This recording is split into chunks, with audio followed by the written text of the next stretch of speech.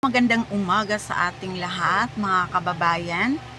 Ako nga pala si Dina Mapayo, ang may-ari ng Dinspa Home Service Massage. So, panibagong araw, panibagong buhay ng ating buhay ngayon, takbo ng ating buhay ngayon, napakahirap ng buhay, di ba?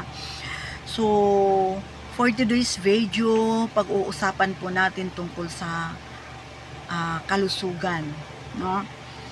At maraming nagtatanong po sa akin na gaano ba kaimportante yung massage. Alam nyo mga kababayan, napaka-importante po yung massage sa ating katawan dahil nabilong po siya sa natural healing, no? Part po siya sa medicine, no? Kung talagang mahal po natin ang ating sarili, mahalin natin, di ba?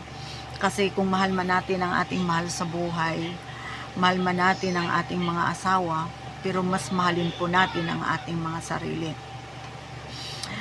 Ang massage po, kaya magtataka, may iba't ibang mga klaseng pangalan ng mga massage. Number 1 ay Swedish, Thai massage, Shiatsu, Reflexology, Reflex, at may sa mga buntis, mayroon din po. Ako kasi naghihilot din ako sa mga buntis. Mayroon pong prenatal massage, no? Yung 5 klaseng massage ay may iba't ibang mga presyo. Bakit mahal, 'di ba?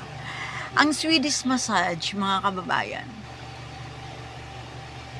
mahal po 'yan sa ibang bansa, pero dito sa ating bansa, sa Pilipinas, ay nagiging low quality yung Swedish. Pero pag ikaw ay mag-abroad, ang ididimo mo talaga is Swedish. Kasi naranasan ko rin po na mag-a-apply ng abroad, no? Kapag mag-abroad ka, ang ididimo mo is Swedish. Sa bawat state, ito, if you raj using 2 hand, puro siya hagod. Lahat, ang Swedish ay puro hagod yan lahat. Pero hindi natin alam na ang Swedish ay pinaka magandang massage sa lahat.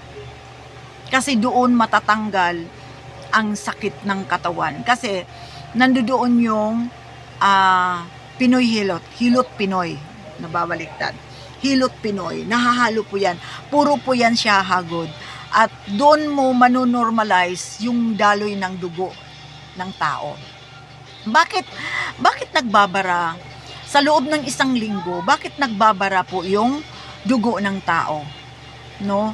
Kapag oras na magbabara na po yung dugo ng tao sa ugat, doon nagsisimula na masakit yung likod, nanghihina ka, madali ka lang mapagod, mainitin ang ulo mo, kunting kimbot lang na mainit na ang ulo mo, naninigaw ka na, para kang hindi mo maintindihan.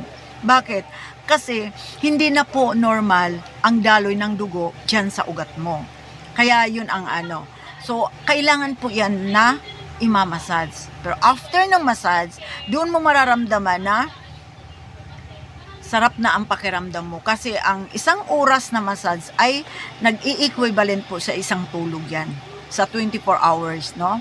Mag-start ka matulog, ang normal talaga ang tulog ng tao is alas 9 ng gabi, magigising ka ng alas 5 ng madaling araw. Alas 5, alas 6, ganyan. Pag 9, 10, 11, 12, 13, 14, 14, 15, 16, 17, 18. So, alas 6, 'di ba, ng umaga. So, ngayon, kung ikaw ay matutulog ng alas 12 na midnight, alas 12, alauna, hindi na po normal 'yan. So, hindi na maganda ang iyong kalusugan. Pinabayaan mo na, no? Kaya ang iba, masakit lagi ang ulo dahil kulang sa tulog. So, pag kulang ka sa tulog, kailangan mong magpamassage kasi ang massage ay para kang natutulog ng 24 hours. Masusubukan nyo rin yan, no? Yung mga mahilig sa massage, yun. Ganun ka-importante yung massage sa buhay po natin. So, ang normal na magpamassage ng tao, isang beses sa isang linggo. Kapag yung tao magre-request, gusto ko po yung masusubukan yung Thai massage. Kung gusto niyo susubukan ng Thai massage, siguraduhin niyo yung katawan niyo ay tanggap ng Thai, shiatsu. Kasi ang Thai massage ay nagmumula yan sa Thailand, no? Shiatsu, nagmumula yan sa Japan, ganyan. Yan ang mahilig sa mga ganyan na klaseng massage, no? Pero kahit man sila ay mahilig sa ganyan kasi more in stretching kasi yan. Ang daming stretching yan.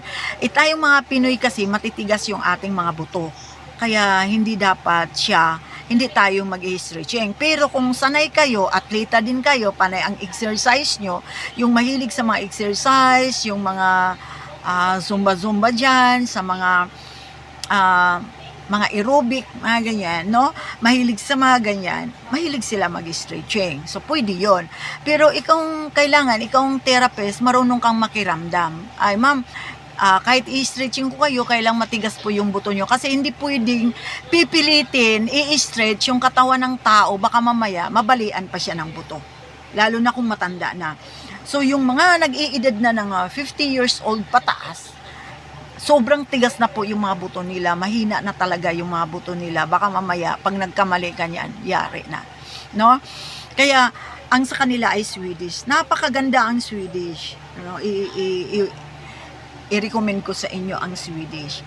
Pero ang Swedish ay pinakamababang presyo dito at pinakamababang quality, pero isipin nyo, ang Swedish ay napaka-demand sa ibang bansa. Ang ganda kasi yung Swedish talaga. Masusubukan nyo. Kaya yung mga client ko nga, pag Swedish lang gusto ko, yan, nasusubukan nila po yung Swedish. Ganun po. So, ang massage is natural healing talaga, no? Nakakabata, no? Kaya, pag nagpapamassage ka lagi, normal ka, ay laging fresh yung mukha mo, fresh yung mukha mo, at laging nagpapamassage yan kasi nakakabata talaga ang massage kasi hindi ka nai-stress. Masarap yung tulog mo, masarap yung fresh yung utak mo. Ganun po yun ka-importante. Kaya wag niyong tipirin. Hindi po bisyo ang magpapamassage. Yan ay kailangan ng ating katawan, ang massage. Yan. Kung mahilig kayo good time, inom doon, kain doon, ganyan-ganyan. I-number 1 nyo sa inyong listahan ang massage. Kasi kailangan po talaga yan sa ating katawan. Number 2, wag kayong maghilig-hilig na uminom. Kunting sakit ng ulo, inom ka agad ng gamot na panggamot daw sa ulo. Subukan nyo yung mga herbal. Ang herbal ay pangpahaba ng buhay po yan. Kaya ang massage ay nabilong po siya sa natural. No? Yung mga herbal, katulad ng sambong, pag masakit kahit wala kayong nararamdaman, ugaliin yung uminom bago mag-almusal ng nilagang sambong. Tiisin nyo lang po yung lasa niya, medyo pait. Pero napakaganda at ang sambong ay 26 benefits yan. No, lalo na kung haluan mo pa ng ito, no, yung talbos ng kaimito, talbos ng bayabas, yung sambong, ihalo-halo mo yan, napakaganda. No, ang daming cleansing din yan sa ating katawan. Tapos kung mayroon din kayong bathtub, maglaga kayo ng maraming sambong, ilagay nyo sa bathtub, ay magbabad kayo sa katawan. Dito sa half lang. Nakakaganda po yan ng balat, ng kutis. Nakakaganda. Lagyan mo ng bayabas, talbos ng bayabas, sambong, lagyan mo yan. Lalo na kung talbos din ng tawag nito suha, no? Talbos ng suha, ilaga nyo po yan, ilagay nyo po sa bathtub nyo. Napakaganda po yan sa katawan natin. bago ka matulog, no? Ibabad. Napakaganda po 'yan. Kaya naway nakakatulong po sa inyo itong advice ko tungkol sa kalusugan. Huwag niyong kalimutan, bisitahin ang aking page ng Dinspa Home Service Massage. Paki-follow po, paki-like ng aking Dinspa at paki-share. At sino po yung gustong magpapamassage, isang oras po ng aking massage ay 350 pesos. At ang aking 1.5 hours ay 525. Ayan, ang isang oras kalahati. Ngayon, ang ating mga therapist, well-trained po sila, disiplinado po ang aking mga therapist. Tinuturuan ko po sila kung papaanong ayusin ang kanilang mga trabaho. Tungkulin nila, napaka-stricto rin ako, bawal po magsi-cellphone sa oras ng trabaho. Kailangan i-set aside po yung cellphone at kailangan nakafocus sila sa kanilang mga ginagawa. Bawal mag-kwento-kwento sa mga kliyente. Pero kung tatanungin sila, sasagutin lang nila at huwag pahabain.